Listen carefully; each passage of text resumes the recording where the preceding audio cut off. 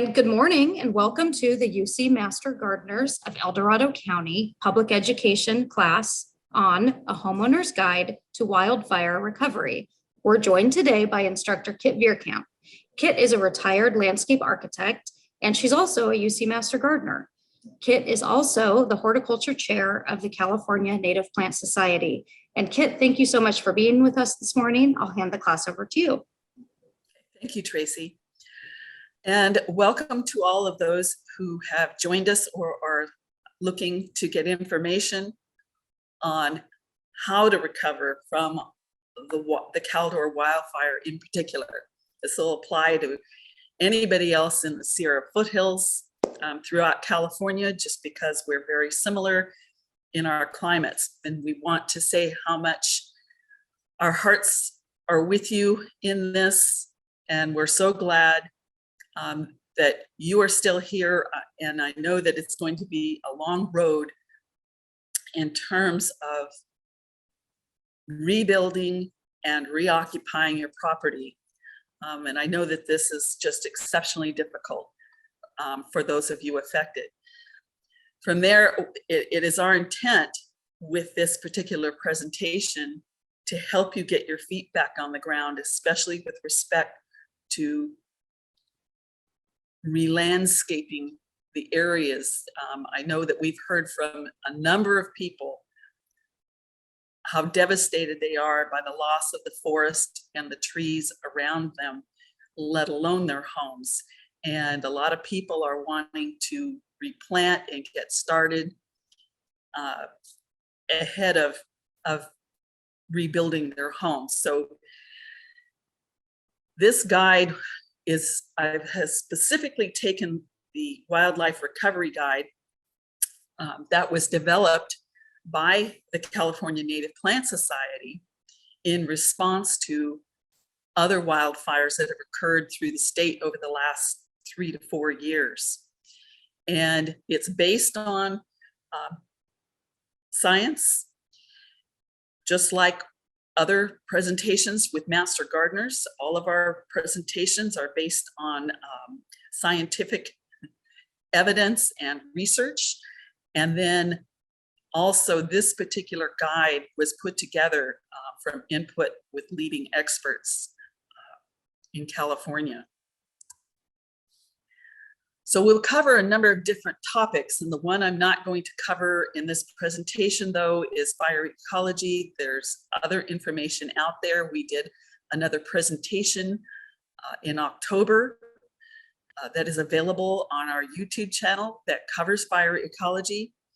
But I am going to go through the frequently asked questions and tools, and address issues like erosion control, dealing with fire damaged trees, reseeding, and then creating your defensible space, whether you still haven't done that and you were not affected by the fire, or as you rebuild, doing that will be a requirement of your building permit if you're going to show any landscaping on your plans. And whether or not you do that right away or not, you still want to be paying attention to defensible space. I did have the opportunity, Ernie Laurie, who is on the Grizzly Flats Fire Safe Council, took me on a tour of the Grizzly Flat area just before Christmas, and the devastation is just amazing. I mean, and not in a good way. I was really blown away by the degree. I mean, there looks to be essentially no vegetation left in most areas where homes were burned. So this hopefully will help those of you start to make a recovery towards getting your communities back the way you love them. So one of the big issues people ask about is, will they be able to plant anything in the soil? Because the fire oftentimes negatively impacts soil, but more frequently because of the fact that our vegetation is very much geared towards a fire ecology. Fire generally actually increases soil formation and fertility as it burns vegetation, and then those nutrients are returned to the soil. And yes, the heat of a fire and the temperature and that duration and all of that can negatively impact the soil, but it does eventually come back.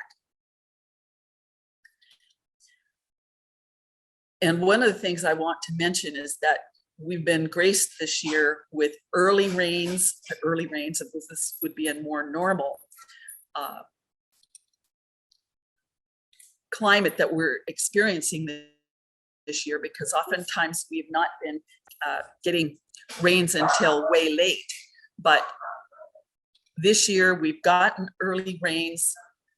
You've gotten snow up in that area, and that is actually helping to wet that soil through and to stabilize the soil right now. So the best plants to use are those that are going to be low maintenance and have a high moisture and yet low flammability. As we rebuild, one of the things I think you want to be looking at is not creating something that is going to be a future fire hazard. So being careful how you space plants and avoiding creating ladder fuels under those new trees will help that. Just remember that no plant is fireproof, and some plants, and especially natives, have more fire resistant characteristics than others, especially introduced plants. And we'll be looking at some of those characteristics in more detail later. So in a post checklist, everything is different. Every fire is different. As landowners, you're going to be facing very unique challenges in trying to reestablish vegetation. And just though, keep in mind safety first.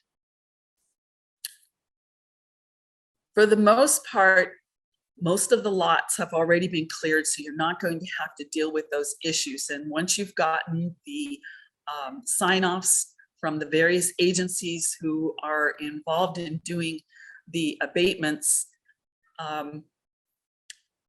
you are usually good to go in terms of then moving on for your building permits and doing whatever else needs to be done on your site. But if you haven't gotten those sign-offs yet, just stay in touch with county officials and getting help from other professionals to remove toxic materials. If you've chosen not to have the agencies that do this, you need to make sure you are doing that. Vegetation ash itself is not toxic, but on those sites, as they go in and clear them, a lot of that material gets mixed up and they're pretty much just hauling off everything. So you're going to be down to the nubbins in terms of what you have to start with. Continue as you go back onto your sites to wear proper clothing, boots, gloves, until you are sure that everything is good and there's not volatiles in the air, especially in the spring when things start drying out. One of the things I want to caution you about is minimizing foot and equipment traffic, because right now, especially the soils, and as we get into spring, because of the snows and the rains that we've had and the moisture in the soil, that foot traffic and those equipment are going to be super compacting the soils if they get on there while it's too wet. And too wet is having, it doesn't have to be sopping wet. Even moist soil is particularly susceptible to compaction. So just keep that in mind. And also, chances are there's going to be plants starting to resprout. There's seed in the soil already. That's just natural. And the activity that's gone on is going to, along with the moisture, is going to, as soon as the snow has melted off, you're going to start to see plants resprouting. But you really want to avoid the compaction. So We're going to go more into soil stability, but if you just feel like this is beyond your ability to deal with it, consulting a professional or even our resource conservation district will help greatly to help you minimize soil disturbance and compaction. So one of the things that as soon as this snow starts melting off, you want to check the drainage systems and clear out any culverts on your property if that has not been done already. Those with homes still standing want to pay attention to their roof gutters, but otherwise you're looking at what's on the ground, and to decrease the velocity and the runoff volume that might be happening. I don't know how, if the runoff and the erosion were in the minds of people doing so much of the clearing. So it's something that as you go back to your properties, you want to pay attention to and see if there are any issues that need to be addressed. You want to prevent water from channeling on the slopes, and it's preferable to get that water to actually spread out so that it's not causing major erosion. And I'll be talking a little more in detail about how to deal with those things in terms of using wattles or mulches and rocks, etc. So you really want to prevent that heavy runoff. And if there's any unstable slopes in that, stay off of them. Get your erosion control established, and then from there, that should help prevent any additional serious erosion. So repairing, one of the things that happens during the fires is that the firefighters with their equipment are creating fire breaks in order to be able to fight the fire. And one of the things you want to do immediately when you can get back on your property, if they've cut these fire breaks across there, is start repairing those. And again, controlling the water runoff and addressing fire erosion control. Generally recommended are sterile barley, sterile wheat, or rice straws are the most highly recommended materials for erosion control. So your vegetation is going to take time to recover, obviously. The scorched and native, many scorched native plants will resprout and come back. You'll see that in some of the buckbrush and manzanita. And if they are far enough away from your home site, it is fine to let them recover and grow back. There's not a lot of oak trees necessarily in the Caldor fire, and hopefully those that were not severely damaged will start to resprout or get their leaves back in the spring. And if they don't, that's a time to have an arborist take a look at those and evaluate them to see if they need to be removed. But this is not the time to be going out. It's one thing to cut a tree down, leave those stumps for right now, because those roots help stabilize your soil. And then also having an arborist or ecologist assess the vegetation that is remaining. But again, the spring is the time to do that. Right now, it's going to be really hard to tell out of the trees that are remaining and haven't been removed, whether those are going to be viable and in healthy condition and not become an immediate hazard themselves. The other aspect is people are really asking a lot about seed mixes and acorns. We caution everybody about using non-native seed mixes, especially in the wildlands or the wildland urban interface, which is what our area is considered to be. Trouble is that most of those grasses in those mixes are short-lived. They are invasive with shallow roots, and they do become highly flammable by summer. And the last thing we need to be doing is creating another potential fire danger.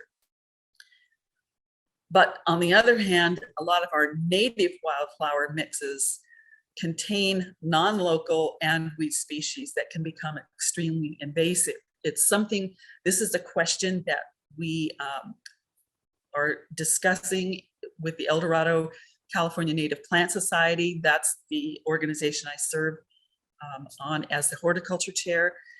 The trouble is that we kind of don't have that industry in our county where people collect the seeds from our own native plants to save and then use on package up for the use of the residents. So I just urge caution. It's okay to put out some wildflowers, but try to really focus on stuff that is especially native to the Sierra foothills. So the big message in terms of this checklist is be patient. Our lands have recovered many times after wildfires, especially when they were done by the indigenous. It's something that they were done on a regular basis. So therefore you didn't have these conflagrations that get so hot and are so destructive. But much of this much vegetation will recover. And once the human-made debris is removed, a lot of our land will heal on its own. So I'm going to get into the more nitty-gritty of some of the soil erosion control should this be an issue on your property. Obviously, with the vegetation gone, there and the duff, the natural duff on the soil, there is nothing left to protect the soil from precipitation and runoff. So this is something to be alert about, and you can address that. So again, most of you at this point in time should not have any hydrophobic soils left because of the amount of precipitation and snow. The snow is great because it melts down slowly and it breaks down that hydrophobic soil. So there shouldn't be any of that left. Hopefully not. But the exposed soil surface is still a cause for concern. So if there are any branches, leaves, etc., anything left on your soil, try to leave it if you can work around it, because that does help protect the soil from compaction. So leaving the ash, vegetation ash, if it's out from your home, will help provide a cover. The charred remains of plant. So anything left on the ground, you can also add wood chips or mulch from dead debris, and the wild rice straw or barley is a good choice because it does not freely seed and create another problem with creating wild or fire-prone fuels in the future. So you want to kind of be thinking ahead. If depending on the size of your property, you may want to include a fire restoration specialist or somebody's certified professional in erosion or sediment control, but I highly recommend actually utilizing the resources that our local conservation district offers. You can call them, they have brochures, they have all kinds of information right now available to address wildfire victims. And depending on the severity of the fire, doing nothing can be the best solution for a while, and allowing nature to actually restore the vegetative cover.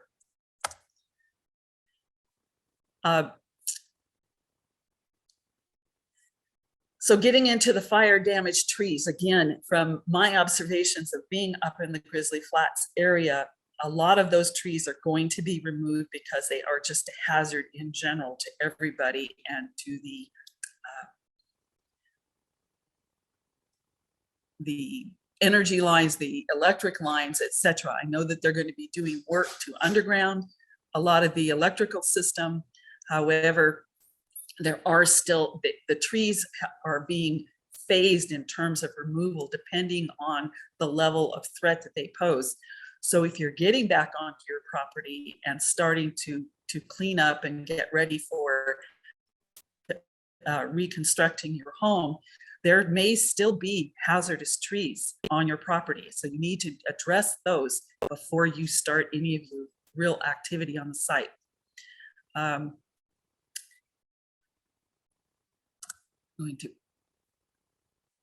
So again, I mentioned minimizing disturbance and soil compaction. The more you compact your soil, the less chance there's going to be of establishing vegetation again. It just makes it that much more difficult for plants' roots to get down into the soil when it's been compacted.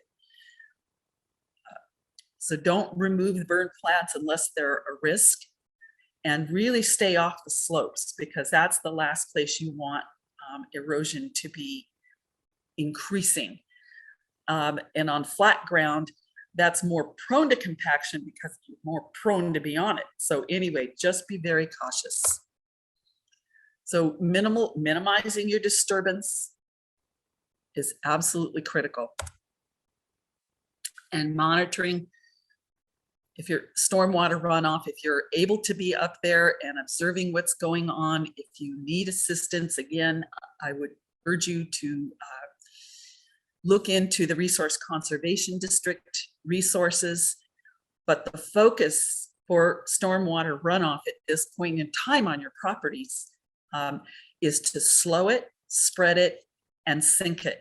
You don't want it, you know, that's something that's going to be a long-term benefit to you if you can create, so to speak, rain gardens. And we don't get a lot of rain, but if you can actually capture and sink water in to your soils out away from your home, it actually helps provide for healthier vegetation that does not dry out as fast as if water is just allowed to run off the property.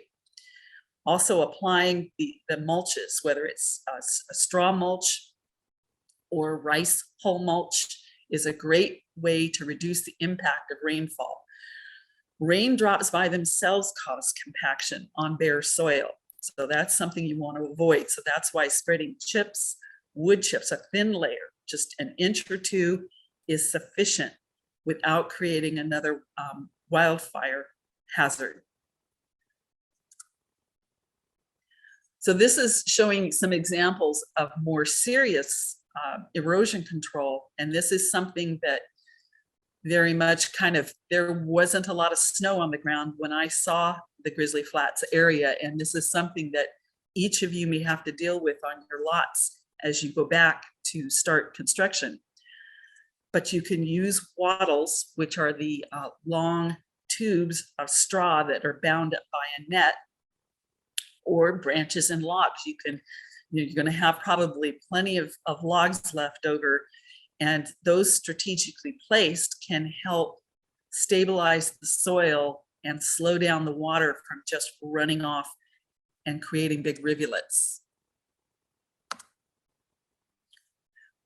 This is a good example of using wattles in a drainage ditch to slow that flow down and keep the sediment from running off the hill, because then it continues to move on down and block other drainages and then creating more problems. So just paying attention to how that's working if this is on your property itself. Again, the wattles are easy to get and easy to use and move, and you just stake things down so that they will block the water moving. And what happens is that it just slows the water down. It doesn't totally block it. Water moves through those wattles, but it doesn't dam it up. And you may need to actually coordinate with your neighbors in order to have it effectively address some of these situations. So again, that professional on-site assessment may be needed. And for debris flows, if there are any serious issues, contact the county's, our public works is actually the Department of Transportation. So you can contact them or the Resource Conservation District and go from there. And I'm not going to talk about the hydrophobic soils because I do think we are past that in terms of the moistures in the soils. But if you do come across soils that have been so severely burned and they haven't responded to the moisture we've got and the snow, don't break those up. They will eventually, those waxes and the other elements in them that are holding them together so tightly not to let water, will eventually break down, and water will start going through them again. So again, we're really urging minimizing disturbance. So the erosion control, we've talked a little bit about just reseeding if necessary. It's generally not necessary because there's enough seed bank in the soil that you're going to be amazed at what comes up. You may even have wildflowers popping up that you've never seen on your property before. This is something that, again, you will start seeing in the spring. But in the areas that have been disturbed, placing shallow layers of mulch or straw will be effective. So the big do's and don'ts are: do not use annual non-local grasses. This is something that can't stress enough.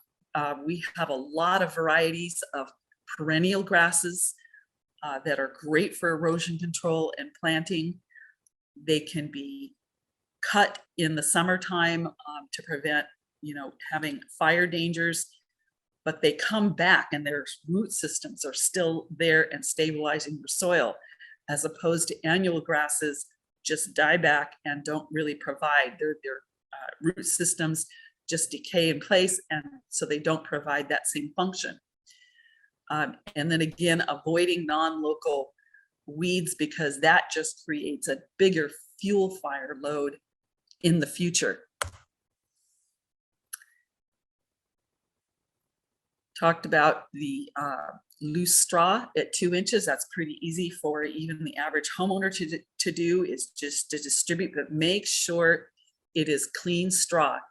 There's a huge difference between straw and hay. You do not want to be buying hay because that has lots of cereal grains in it that will then reseed on your property and can really create. I've had in the past, even when I've attempted to get clean straw on my own property and use it for soil erosion, I've wound up with grasses that I've never seen before that are 3 to 4 feet tall. I've hand pulled all those out to avoid that, because those are truly a major fire danger. And it's one of those plants that you just have to constantly weed whack. And I'm not looking to make more work for myself. So I have avoid those and pulled all those grasses out. So that's why I caution you against using non-sterile straw, and definitely do not use hay.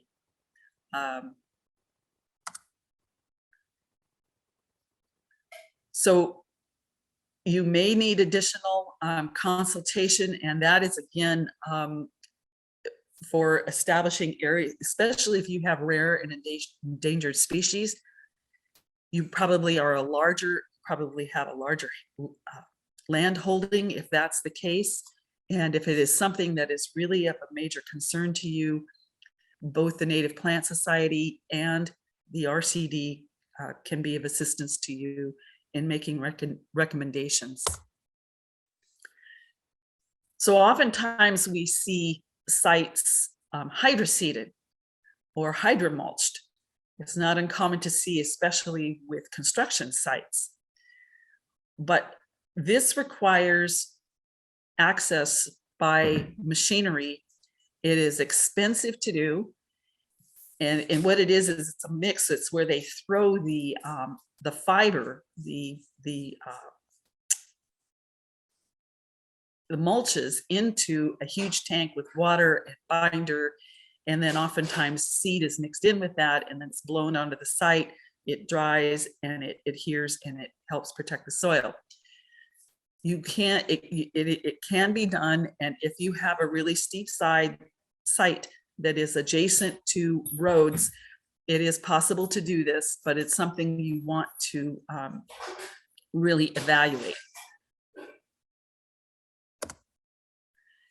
As I mentioned, it's an expensive method, usually used for more severely disturbed sites.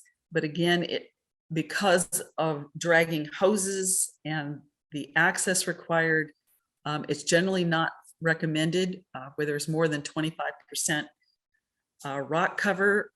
Generally, we don't have that in the area, but it's something that you kind of want to rethink. This is not the approach that you would use for the average home site. So I've mentioned this before, hay is for horses, straw is for mulching. So using alfalfa, oats, and grasses that's been cut when it's green helps avoid the seeds that may be invasive. Whereas straw is just the leftover dead stalks, but you do generally wind up, it's really hard for them to control that. So generally there is some seed in it. Excuse me. Mulch is best used around your home sites and above water courses. So it's done correctly, but straw mulching will really help with avoiding the kind of compaction that rain brings. Loose barley straw or wheat straw lasts quite a long time.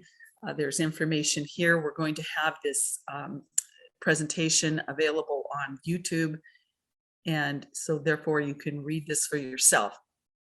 But I want to caution you about using entire bales of hay or straw. Don't just place those along, because that is not pervious enough to allow water to flow through. So it sort of acts like a brick wall, so to speak, or a rock wall, preventing that sediment from filtering through and the water at the same time. So sometimes those can become another issue that then fail and roll downhill and become another mess. So be very cautious about using. What you want to do is to break the bales open, take the flakes out and disperse those and loosen them up and disperse them across the landscape. So again, the weed aspect, rice straw is much less likely, is the least likely to become an issue because of our dry summers. It's not something that's going to freely seed unless it has a lot of water. So it's something that you need to be careful about, and just cognizant that this is, these different types of mulches have their place. The rice straw is great because one of the things is the rice straw tends to break down. Rice hulls are also another type of great mulch on top of the soil as well. That'll tend to blow away a little more quickly, but depending on what your situation is, that's another option. Mentioned this to you before. It's the weed aspect that that mulches can cause that are of most concern. Don't go any deeper than 2 to 3 inches at most. Pretty much, even if you can still see the soil through it, it just needs to be very thin. Even an inch would suffice. So as we get closer though to summer, you want to be very careful about putting these mulches down. I think that hopefully the fire danger in our area, because there's just been one, will not be an issue again. But we all know that flying embers can travel a mile or more. So if you have thick layers of mulch laying around your property, that could be another fire hazard next summer. So that's why keep it thin and spread it widely.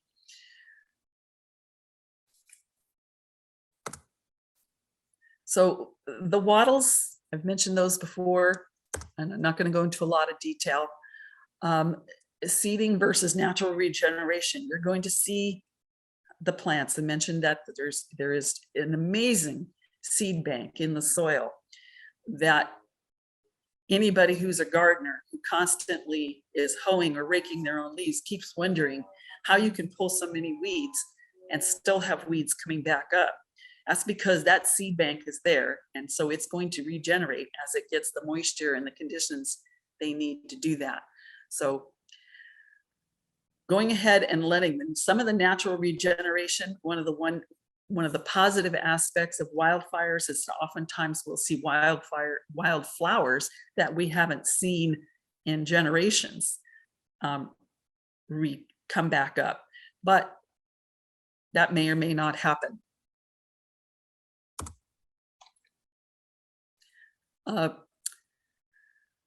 So post-fire recovery will be influenced by a number of site conditions. Part of that is the intensity of the fire, the steepness, the site topography, the position of your of your home and the landscaping itself, and then of course your own individual goals and preferences for that regeneration. So allowing seeds to regenerate naturally helps start rebuilding the soil and also preventing erosion. Again, these plants that are going to regenerate, most of them, unless they are introduced invasive weeds, are going to be plants that were indigenous to the community.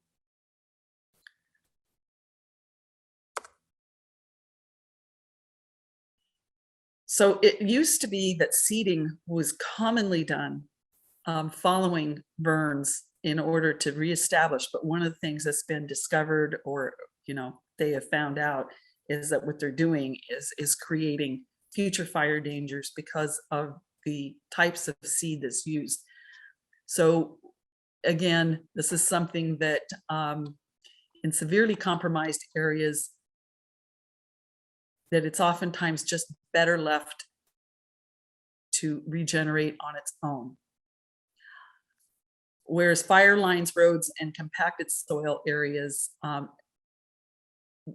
depending on the degree of that disturbance, they may need some help.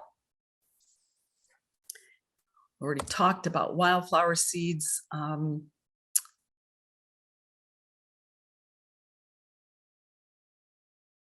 The time for any kind of seeding is really past. Although as we get into spring, it could be something that if you wanted to put down some wildflower seed, doing it early spring while things are still moist and you still have rains to come, hopefully, would be the best time to do that.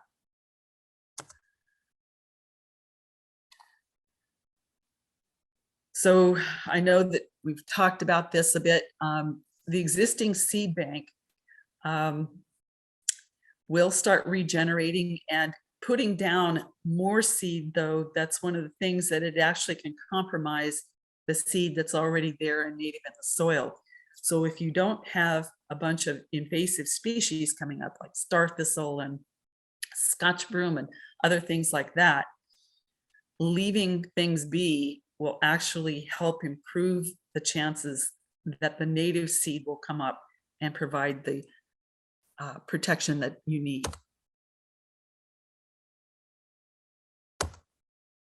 Okay. So we've talked about, again, the invasive species, the negative effects. The other aspect is that the seeding, you can increase, it may increase any gopher activity if you have them, that and ground squirrels.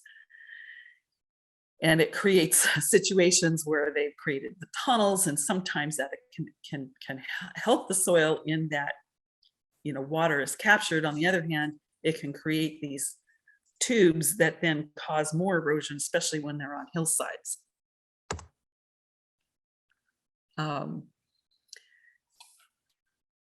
Talked about all these aspects. So in starting over and re-landscaping, hopefully as you start to rebuild, you'll be thinking more about defensible space and the types of plants. If you had any before, I know oftentimes many people don't have any other landscaping besides the native trees and shrubs that already grew in your area. But this is a time to be rethinking about what you want your landscapes to be. So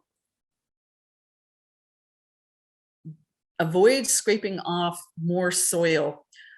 Generally, you will find that the soil has been scraped down to meet whatever standards are required by the county in terms of cleaning out the toxins, because that has been tested.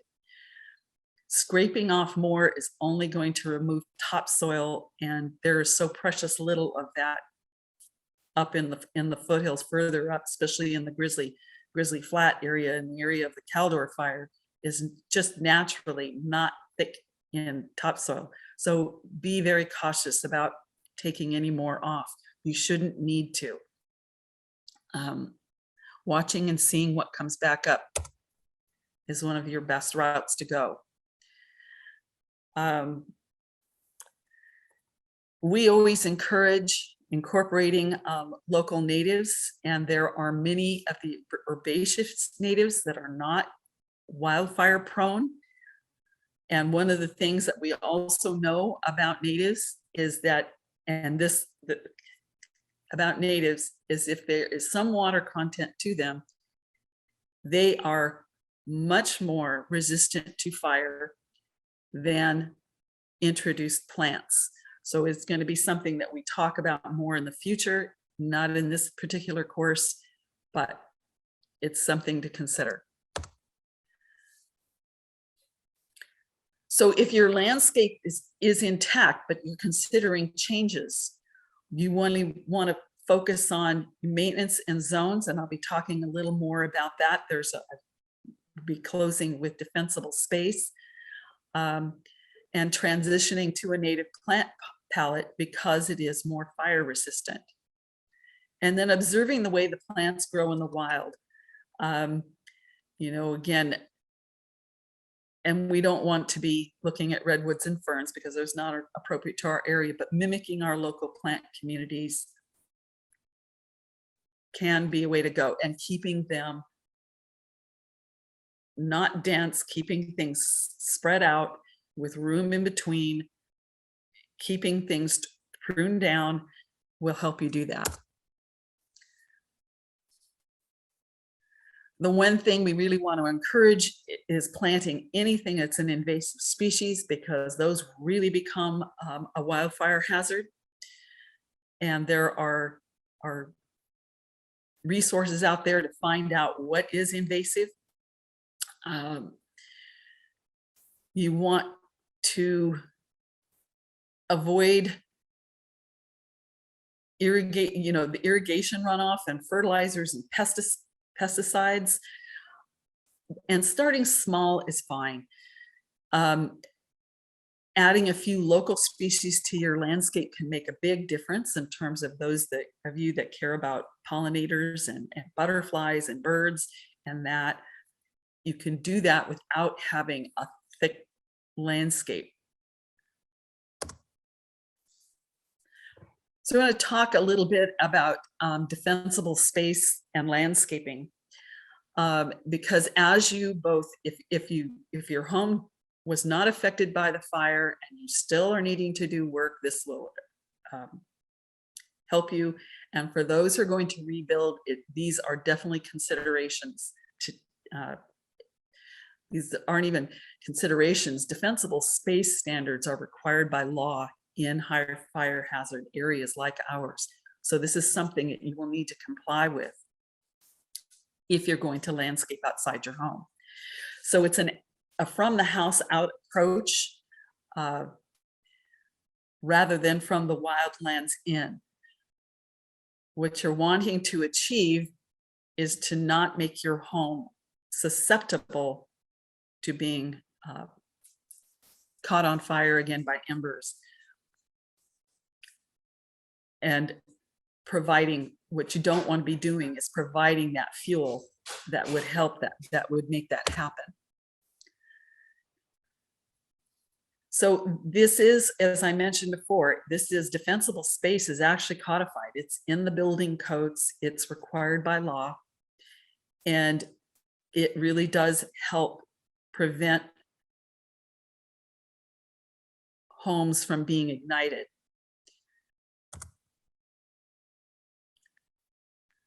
So what the defensible space is defined as is creating and maintaining a properly thinned 100-foot buffers around individual homes and or communities in high fire zones. And El Dorado County has its own vegetative management ordinance that was enacted in 2019. And also creating limited strategic fuel breaks near the communities. Now that's generally a function of your fire safe council and in your own area. And so there, I know that all the fire safe councils in our county are pretty much looking at this and trying to get funding to create these strategic fuel breaks as funds are available. So coupled with home hardening, defensible space is essential. They go hand in hand in terms of protecting and providing resilience from fire. It's a buffer you create between the wildland and your own property and through your property right up to your structure. It's the space needed to slow or stop the spread of wildfire from direct flame contact or radiant heat. And it provides firefighters a safe area to work in terms of defending your home. Now, these are some graphics you'll very commonly see online when you're looking at. So this one on the left, upper left, is an old graphic. Just wanted, you're going to see that, and I just want you to understand and know that that's an old graphic. This one down below that shows a 5-foot zone around the home. This is the new standards that will be in effect very shortly, if it's not already. It's what most inspectors enforcing the vegetation management ordinance are using. So again, the old standard versus the new standard. And this one also, as you can see, calls for spacing. There's more spacing in that first 30 feet out from your house of trees versus as you get further out, that spacing is reduced, but it still exists. It's something that within that 100 feet around your home, you really do not want to have a concentrated fuel load. Kind of from the side view look of it, this is how those zones look.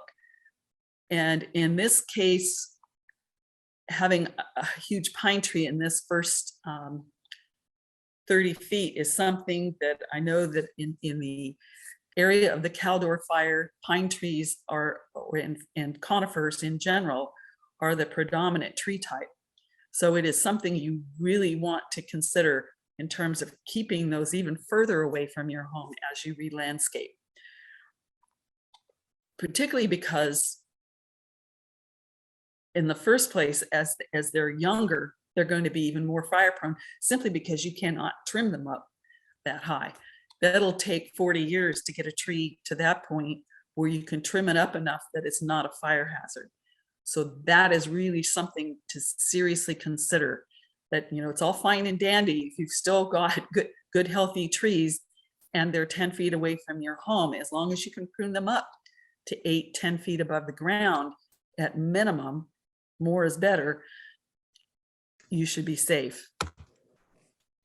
So that new graphic showed what's called a zone 0, and it's also being referred to as the home ignition zone. And it's that closest area 5 feet out from not only the wall of your home, but and decks are included. Anything that is flammable, part or tied into the structure of your home, you need to go 5 feet out from that. And because this is the most vulnerable area around your home, this is where, when things ignite around your home, immediately around that 5-foot zone, there is a much higher chance that your home itself is going to become involved. So we really encourage absolutely 0 combustibles in that 5-foot zone. So no landscaping and no organic mulches.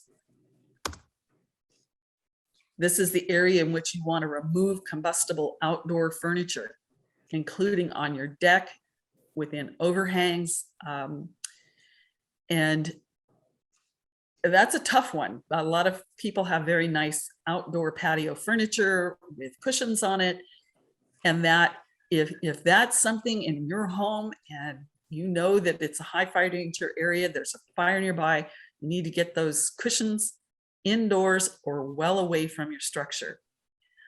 Anything that you put out further away, just realize that becomes potential fuel load that can blow back on your home. Putting stuff that is combustible inside your home reduces the likelihood that that will happen. Also, don't forget about your garbage recycling containers, your firewood piles, patio accessories, and even your doormats, brooms, things like that. It's the little things sometimes that's all it takes.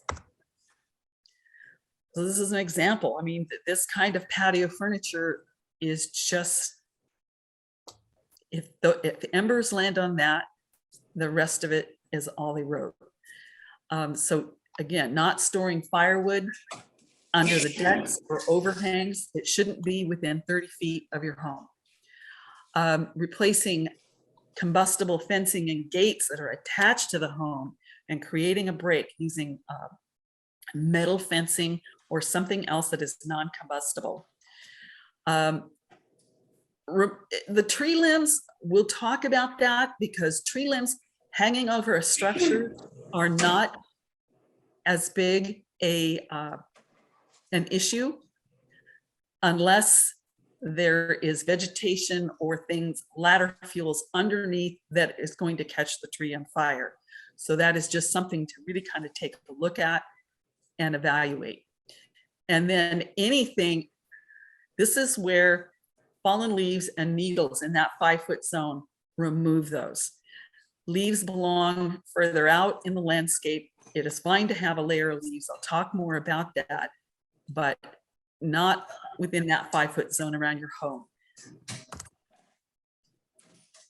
Really consider, as you're going and rebuilding your homes and redesigning, putting a skirt around the home. Again, no 5 feet within that structure, that 5-foot area, and using only inorganic materials. If you don't have something like what's shown here in terms of hardscaping, which is concrete or pavers, something on that order, using gravel or decomposed granite, something that is non-combustible. What you want to avoid is a fire running right up to the home from the landscape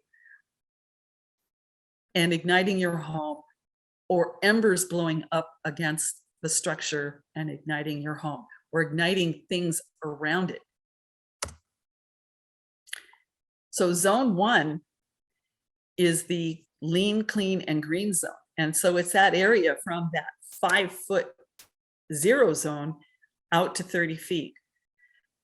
Yes, you can have landscaping here, and you can have nice landscaping, but you want to minimize, you want to keep things more dispersed, to minimize the flammable materials, especially certain types of plant materials. And you want to keep it cleaned out. You want to keep it free of dead vegetation. and vegetation and dried vegetation. So, and we'll be talking about the least flammable types of vegetation and how to evaluate that. In this zone 1, that 30 feet, you should be able to relatively move unimpeded through that zone. And you can use walkways to do that, to divide up the landscape. Use walkways, pathways, dry stream beds, something like that, and to help break the area up and to have small planting islands. And that way, not only you can move through your landscape in terms of enjoying it, and that's a great place for patio spaces as well, but should firefighters need to be around your home, it enables them to move around it as well. And then, of course, just the general aesthetics. I mean, most of us like living out in the open areas, the wildland areas, because we just like being in those natural areas. You need to really consider how fences, hedges, and sheds are used, and keep those away from your home as well, 30 feet back preferably. And compost areas, just anything combustible in this area, you need to be thinking about what that's made of and the spacing of it and its proximity to other things if they catch fire. So in this zone 1, keep all dead vegetation completely cleaned up. Remove fire hazardous plants. I'll talk to you more about those. Remove flammable mulches.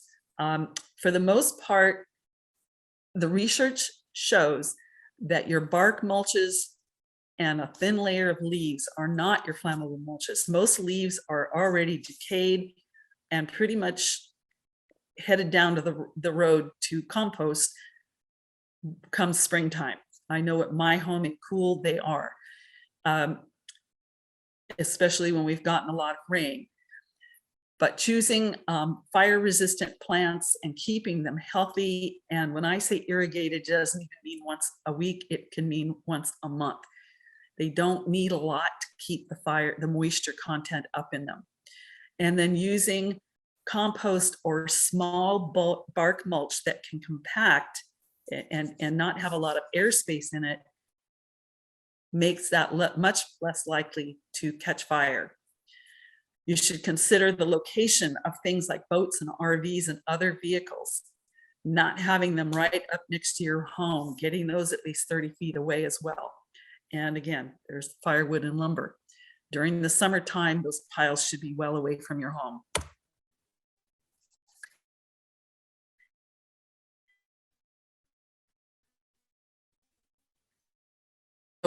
In that zone 1, this could very well be up off the ground, and especially if there's vegetation underneath, that those need to be even lifted up even further. And then separating the canopy of the trees. It used to be what's considered a healthy forest is something on the order of 40 to 70 trees per acre. What we're looking at on an average oftentimes in our area anymore far exceeds that. The density of trees just makes for an especially fire hazardous area. So thinning out those trees and then making sure that they're not growing back at those densities is something that you're going to want to keep your eyes on. And creating where you have pockets of trees, not heavy pockets of trees, but where there's major space between them will help with that as well.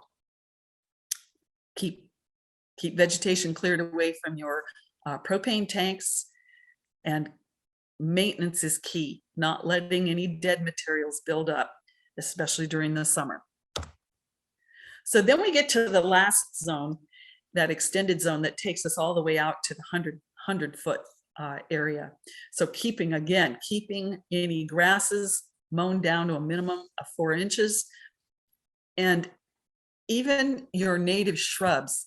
I have coffeeberry and toyons on my own personal property, and I cut those down about every 5 to 6 years to a height of 2 to 3 feet tall, and those eventually will grow back. So I just think of them as coppicing. And that way I have the habitat value of them when they are shorter and continue to grow and provide food and living space for wildlife, but they are not fire hazards at that level, and they're well below the height of the tree, the limbs in the trees. Again, removing excess dead vegetation and removing all piles of dead vegetation.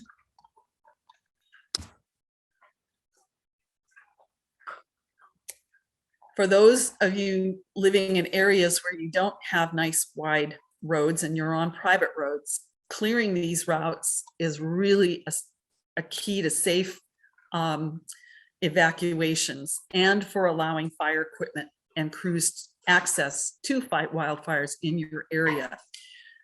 These access zones, whether it's a long driveway or again, a private road, those should be treated as mini fuel breaks. You want to clear the vegetation out at least 14 feet overhead and 10 feet from the sides of roads, not only for your own safety and evacuations, but for allowing the unobstructed area for emergency responders. If you've ever looked at the size of a fire truck, 14 feet is still absolutely minimal for them to be able to drive through unimpeded. This is an example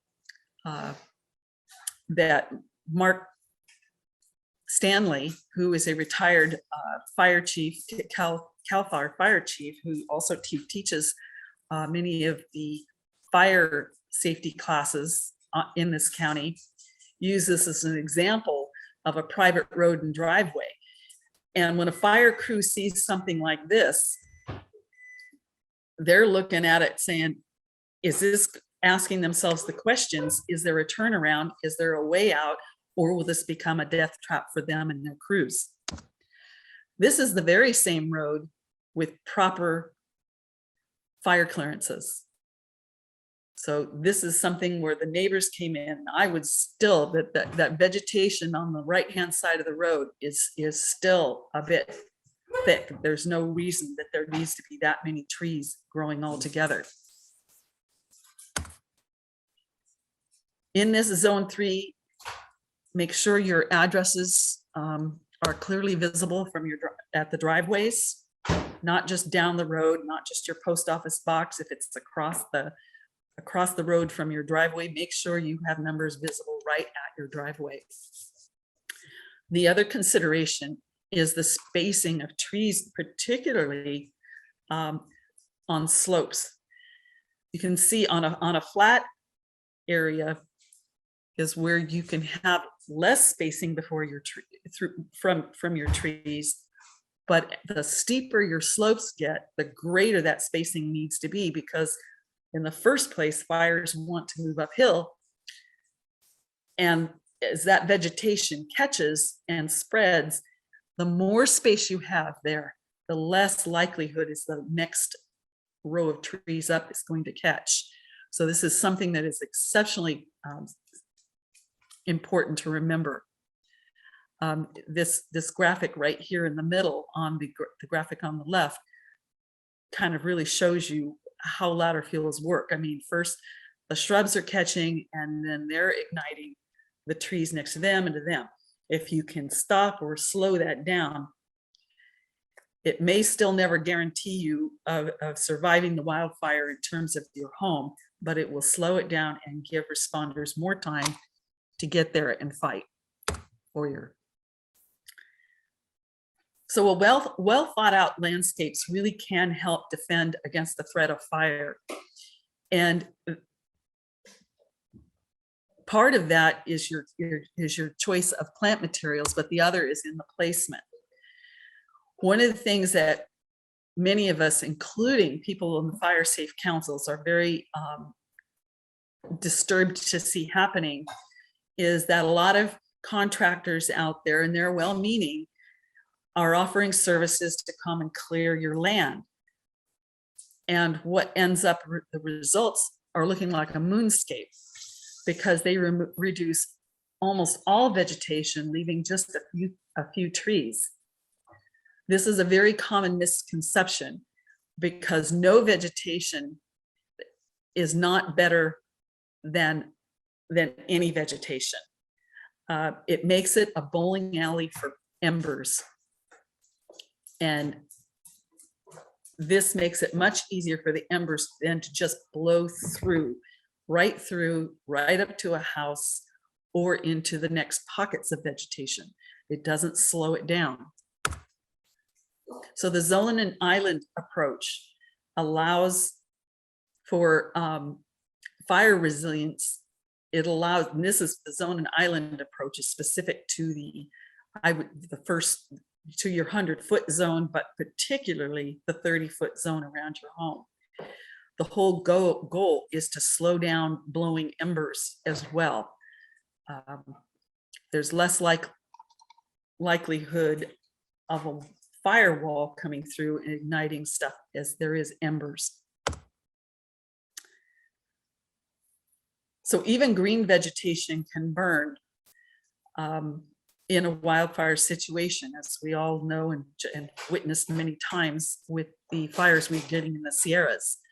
But including small fire breaks like wider pathways and patios and driveways, etc. All of that acts as it helps slow a fire down. But those islands of vegetation provide areas where, you know, you've got some aesthetically pleasing vegetation, your yard looks a little nice, and that can be an edible garden, but it helps reduce that potential vulnerability of embers just blowing right up to your home. Now, this is a really new landscape, and this is a good example with the exception of the lawn, which I don't encourage, but their area in through around the home, this is a great example. Now, with the, it looks like they may have planted a few shrubs right up against the deck, take those out, replace that with gravel. The nice patio, this whole area in here is pretty well fire resilient. And then this driveway or maintenance road around the home also provides a little more resilience. Out in the landscape, it looks like they're kind of going down the right path in terms of plants aren't packed in tightly. It's more open. So anyway, this is just this in concept. This is what the zone island approach is. So your yard does not have to be naked in order to provide that fire resilience. You know, the dry stream beds, the walkways, pathways, retaining walls, etc., all help provide mini fuel breaks. So you want to be thinking about thinning rather than clearing. If you are reducing fuels, if you still have yet to do your defensible space, but as you're planting new landscapes, don't overdo it. It is so easy to want to take those little pots and pack them in too tightly. So you need to really think that through and be willing to remove plants if down the road you find you've gotten too dense a landscape. Remove any flammable varieties. If you've got things like rosemary and lavender and oleanders up against your home, those are in particularly very flammable species and need to be either moved further out away from the house or eliminated altogether. And plants that create a lot of litter. Now, we're not talking deciduous trees, but some plants are worse about dropping a lot of litter constantly. That makes it a challenge for you to keep things picked up so that it's not another fire hazard. Plants that drop a lot of needles, that's the nature of conifers, and it's something that, especially right around the house, needs to be kept cleaned up. The reason we promote using native plants in your defensible space is, number one, they're easy to maintain. They're adapted to our areas. They are slow growing. They are slow growing because generally our soils are low in fertility, but they can survive in that. And they look good in that if given a little bit of loving care in a landscape. They have strong root systems, deep root systems that help stabilize your soils. And they support our native pollinators. And they require far less water to maintain good moisture content than do introduced species. Introduced species are generally the plants you're going to find at most nurseries. They do often, many nurseries now have a small native plant selection. Everything else that is not indigenous to California is what we call introduced species. So again, this is speaking to other people besides those just affected by the fire, but a well-maintained yard is not necessarily synonymous with a fire-resistant landscape. Just because you prune it does not mean it will be less prone to becoming involved in a flame.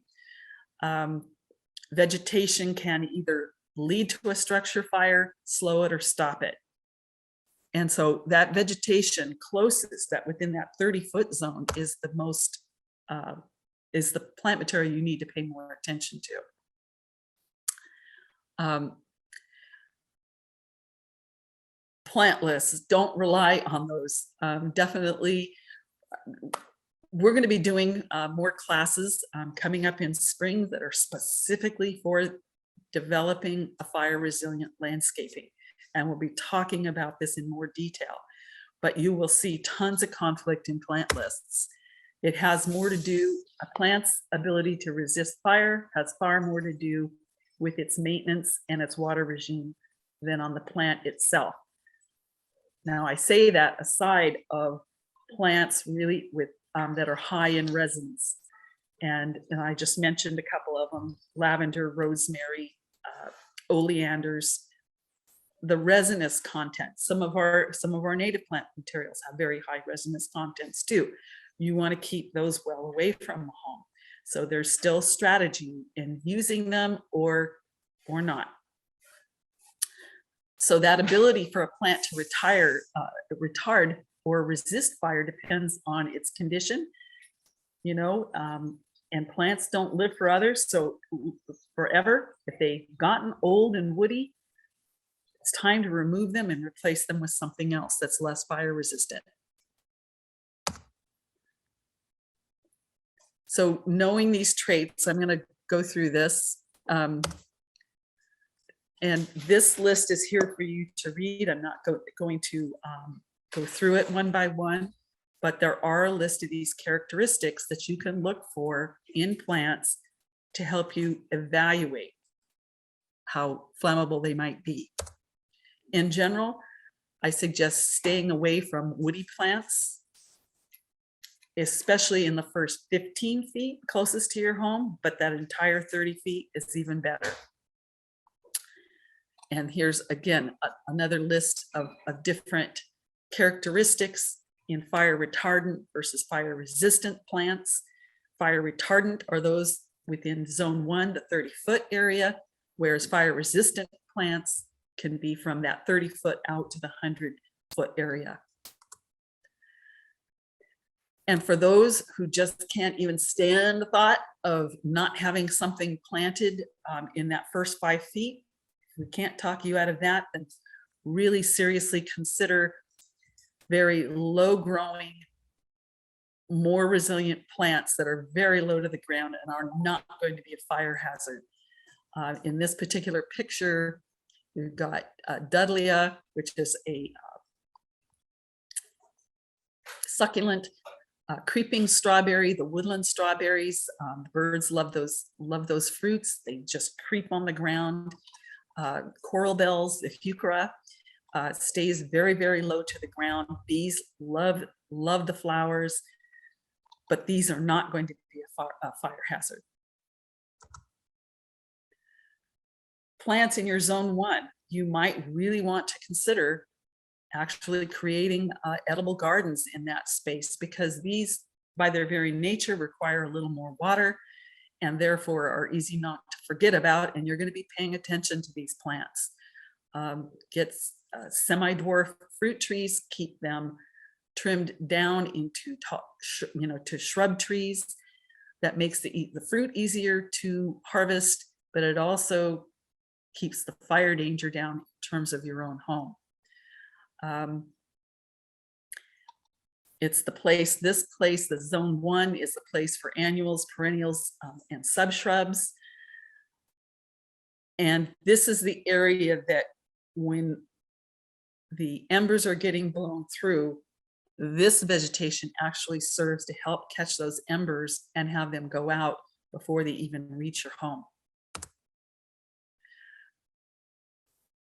And again, lawns, they're fire resistant and exceptionally difficult to ignite. I have seen pictures where they have burned, but it's a safe surface in which firefighters can fight a fire. But the downside is they consume large quantities of water with very little return in terms of habitat value. There are native sod lawns that you can get that will root deeper with far less water. So if you're really, really wanting to do a lawn, I would really urge you to go that route. Delta bluegrass in particular is one grower that provides that type of lawn to all kinds of nurseries available for purchase. But they are restricted. Lawns are also, so those of you rebuilding will have to adhere to the requirements of the Water Efficient Landscape Ordinance, which is statewide, but that's just something for you to be aware of. So I'm not going to go through all of these. I've given some alternatives for native plants that can provide for really nice looking landscapes, and that are not going to, for the most part, not going to become woody unless with age. And then you can control that by some significant pruning every early spring, and that helps reduce the likelihood of them becoming woody. But that's one of the issues oftentimes with rosemary, is that you see it and nobody ever prunes it. Maybe you pick off a few pieces here and there for cooking, but for the most part, once those have gotten nice and big and woody, they're just a torch. There's suggestions here also for hedges, and these again can be coppiced and pruned severely and will respond well to that if needed. Our native trees, which are relatively small, really provide a lot of habitat value for wildlife and pollinators. And just to kind of give you the overall concept of what we're talking about in terms of fire resilient landscape versus not, this graphic down on the lower right hand corner is a good example of keeping vegetation away from the structure, spreading it out, and especially as it goes downhill, versus the one in the upper left hand corner, which is a fire hazard.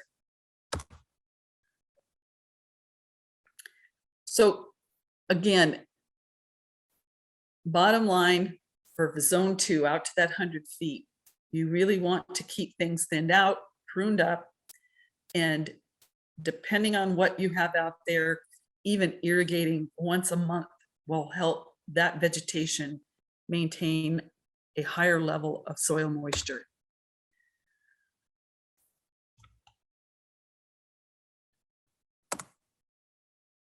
Breaking up continuous growth and limiting ladder fuels, and depending on the slopes.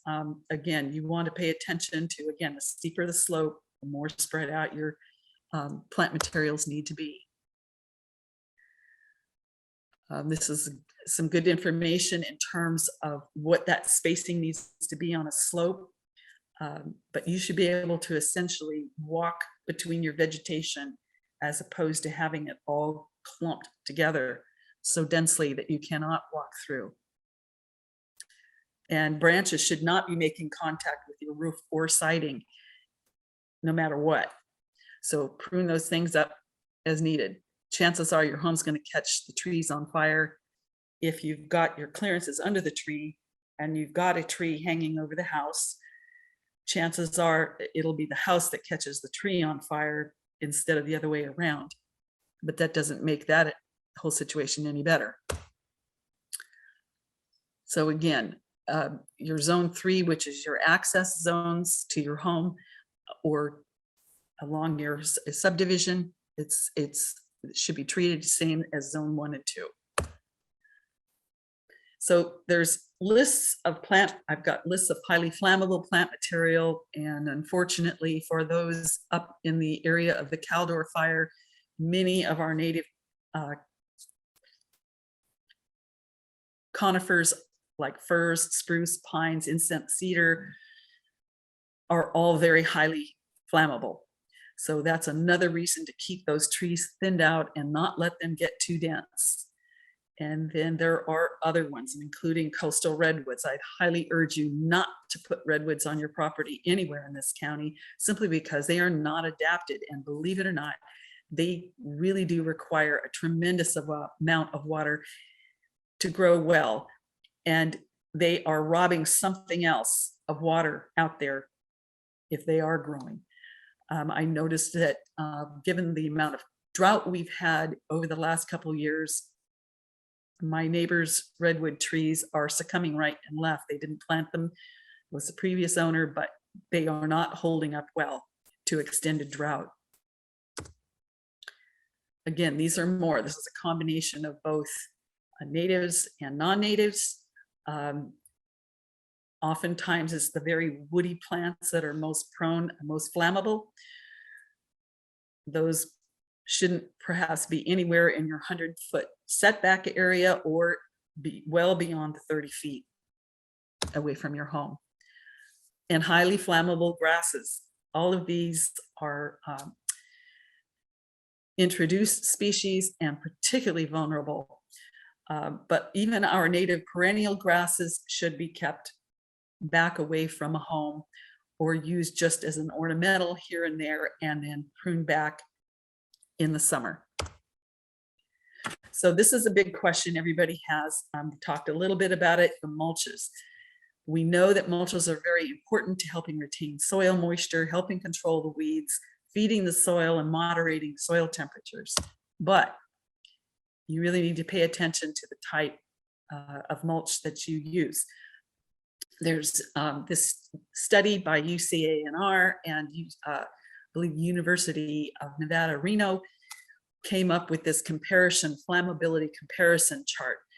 So yes, shredded rubber, totally not even okay. Pine needles, no. Shredded red cedar, all of these are very, very flammable. The least flammable are composted wood chips.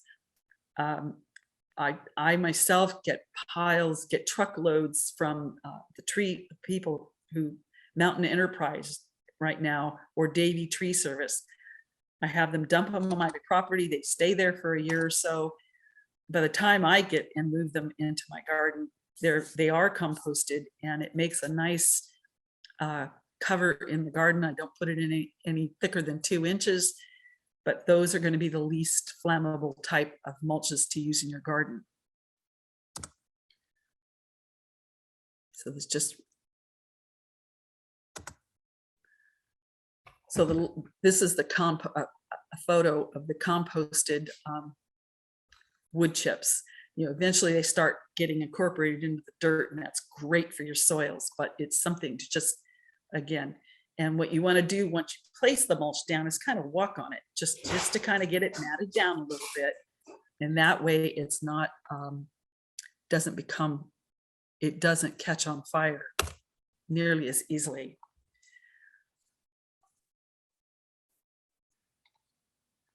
But if you have large wood and bark mulches, irrigating it alone, if you haven't irrigated all summer long, is not in itself going to make it safer. So really avoid the large chips. It doesn't hurt though, if you do irrigate once a month, that does help that stay a little more moist. Weed fabrics, highly recommend you not use those in any kind of landscape area. These are fine to use under gravel walkways. If you are not going to hardscape the 5 feet around your home and you want to help reduce the weeds, this is the one time but you need to put a significant layer of gravel or decomposed granite over that, 3 to 4 inches, in order to keep this look from happening where all of a sudden all that disappears and it's nothing but a weed mess that's just as dangerous as having plants there. You don't want to use it out in your landscape simply because it's really bad for the soil. You want organic matter in contact with your soil in order to keep your soil healthy. So,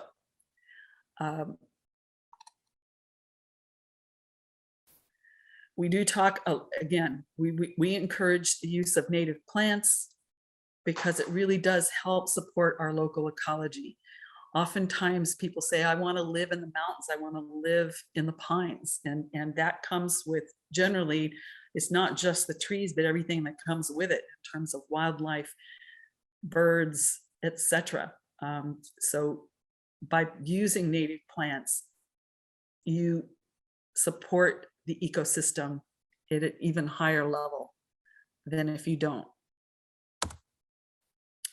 So here's a couple of recommended books in terms of using natives and some other helpful resources in terms of our local fire safe councils, the Resource Conservation District, and there are a number of resources for fire preparedness and defensible space.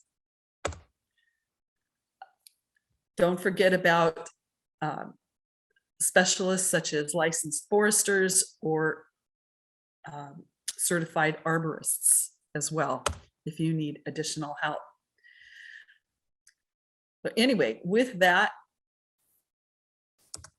thank you.